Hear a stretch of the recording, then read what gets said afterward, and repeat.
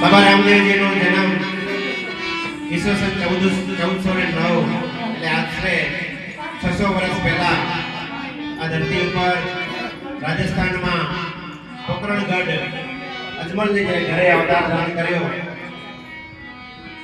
અને બાબા માત્ર 33 વર્ષની આયુષ્ય ભોગવી અને ભાદરવા સુદ દસમ જે આજે આપણે ઉજવી રહ્યા છીએ તે દિવસે દાદાએ સમાધિ લીધી સાથે ડાલીબાઈ જે મેઘવાડ જ્ઞાતિના અને ડાલીબાઈ પણ સાથે સમાધિ લીધી એટલે આજે પણ બાબા રામદેવ પીરની સમાધિના દર્શન કરતા સાથે સાથે બાજુમાં ડાલીબાઈના પણ દર્શન કરવાનું એક મહાત્મા છે।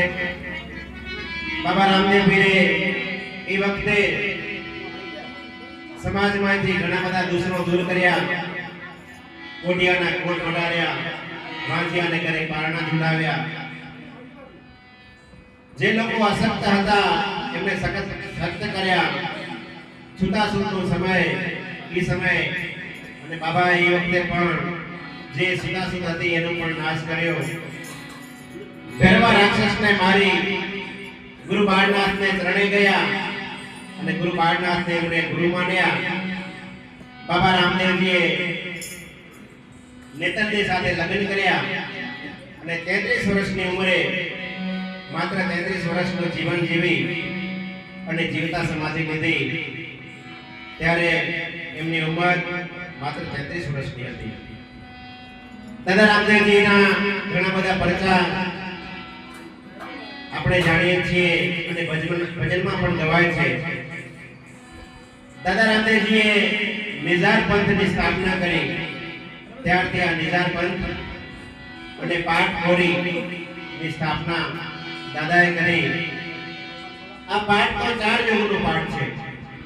બાબા રામદેવ પીર એ 4 યુગથી છે, માત્ર આ યુગમાં નહીં પણ 4 છે। એના ઘરે રાણી ચંગાવતી જો જ્યારે પાઠ મંડાણો ને ત્યારે સજોડે બેઠા છે, કોઈ માંડા નથી બેઠા, સજોડે સ્ત્રી અને પુરુષ બંને સાથે બેસીને પાઠની સ્થાપના કરી છે। પહેલા યુગના પાઠમાં રાજા પ્રહલાદ અને રાણી ચંગાવતીએ પાઠ માંડ્યો હતો। તેમના ગુરુ હતા આદિનાથ અને કોટવાડી જે ગરુડજી હતા।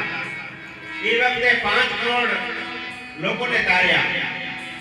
5 કરોડે રાજા પ્રહલાદ સીધ્યા જેને ઘરે ચંગાવતી રાણી એ વખતે